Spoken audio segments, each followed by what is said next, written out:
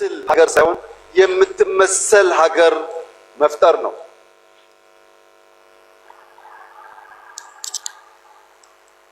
ለመምሰል ሞክረናል፣ ብዙ ጊዜ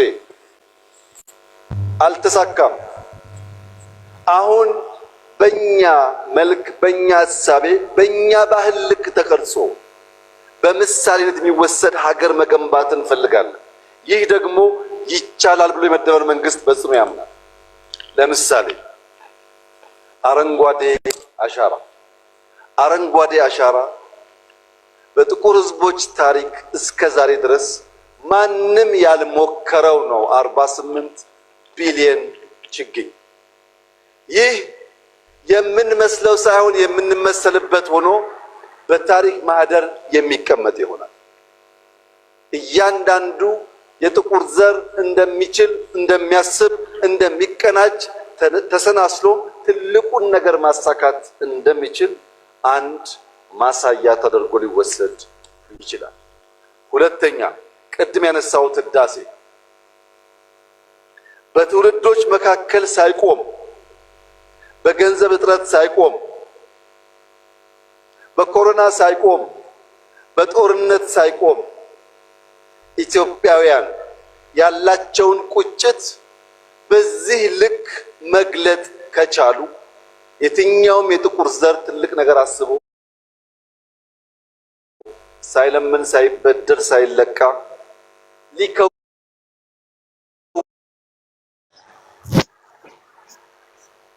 ቅድም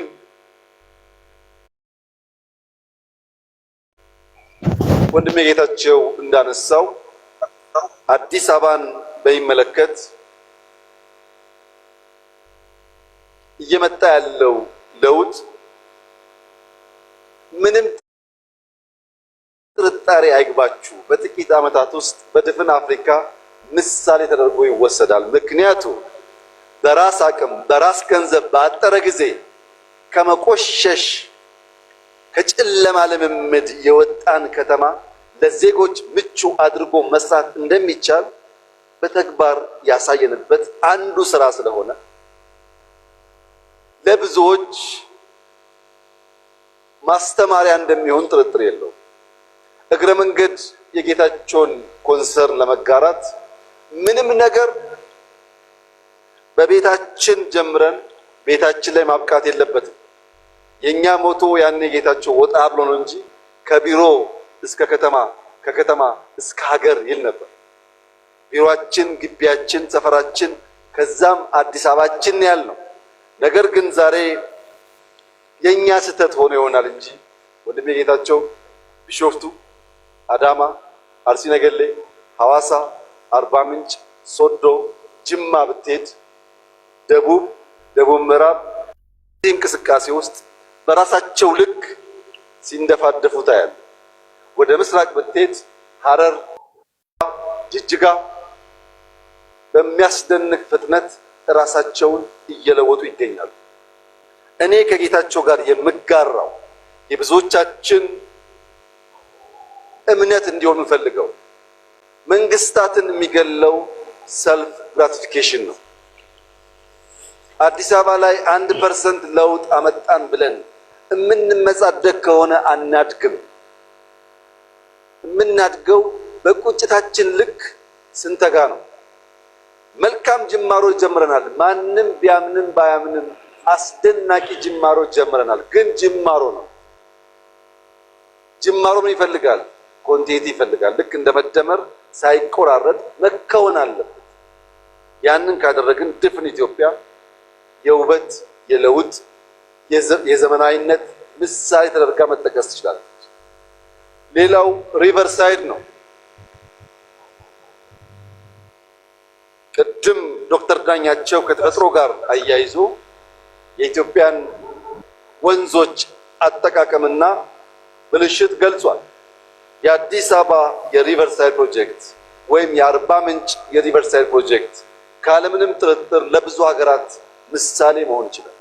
እጅግ አኩሪ ጅማሮ ነው ያለው።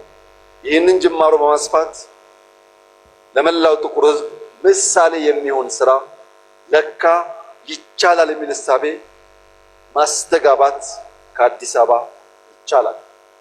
በስንዴ ላይ የነበረው ዘመቻና የተገኘው ውጤትም እንደዚሁ ሊገለጽ የሚችል። ስለዚህ እኛ ኢትዮጵያውያን ከተደመር በጋራ ለመስራት ከወሰን እንችላለን የሚለውን ነገር ለማየትና መዳረሻችን የሚያጓጓ አያስተኛም። የኢትዮጵያን ብልጽግና ማየት፣ የማትረዳ ኢትዮጵያን ማየት፣ ውብ ኢትዮጵያን ማየት እንቅልፍ የሚነሳ ጉዳይ ነው። ይህ ጉጉት፣ ይህ ፍላጎት በታሪክ ካየነው ስብራት ወደምንፈልገው ራዕይ ለመድረስ እንዲሁ በዝላይ ብቻ ሳይሆን መንገዱን በትክክል መቀየስ ይፈልጋል። ሶስተኛው መንገዱ ነው። እንዴት ብንጓዝ ነው ያን የሚያጓጓ ራዕይ ልናሳካ የምንችለው? አንደኛ ከውስጥ ወደ ውጭ በማየት ነው። የኢትዮጵያ ክርስትና፣ የኢትዮጵያ እስልምና ለዓለም የሚያስተምረው ትርፍ ዕውቀት ያለው እንጂ ከዓለም የሚናፍቅ ሊሆን አይችልም። ምክንያቱም ክርስትና ተጀምሮ በ30 ዓመቱ ገደማ ነው ኢትዮጵያ የገባው። እስልምና ተጀምሮ በተጀመረበት አገር ሳይስፋፋ ነው ኢትዮጵያ የገባው። 1000 ዓመት የደለበ ዕውቀት ያላት ኢትዮጵያ ለማስተማር እንጂ ከሌሎች ለመማር የምትጓጓ መሆን የለባትም። ከውስጥ ወደ ውጭ ማየት አለብን። ከውጭስ መማር አለብን። ያለፉን፣ የቀደሙን፣ የሰለጠኑ፣ የፈጠሩ ሀገራት አሉ። መማር አለብን። መቅዳት የለብንም። መማር ነው ያለብን።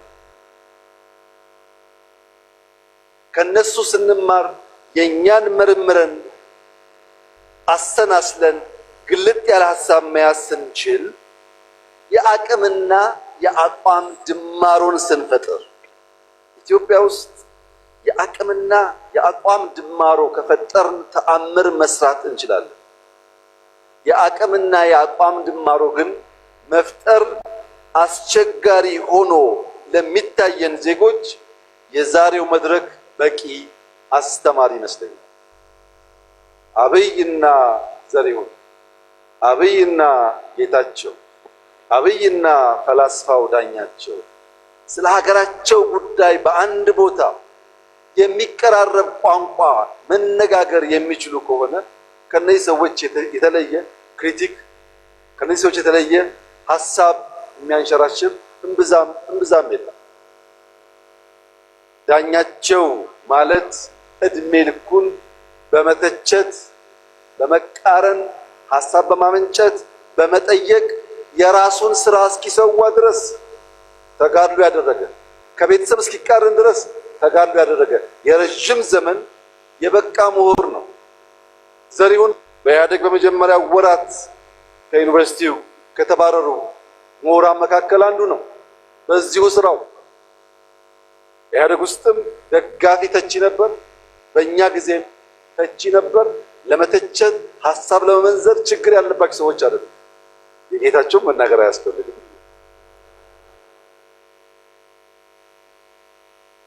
ከነዚህ ሰዎች የተሻለ የደረጃ ሀሳብ ይዞ በኢትዮጵያ ናሽናል ኢንትረስት ላይ የሚታገል ብዙ ሰው አላየው።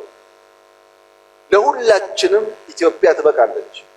የምንደመረው በአንድ ጭንቅላት ለማሰብ አይደለም፣ ስለ አንድ ሀገር ለማሰብ ነው። የምንደመረው በአንድ አዳራሽ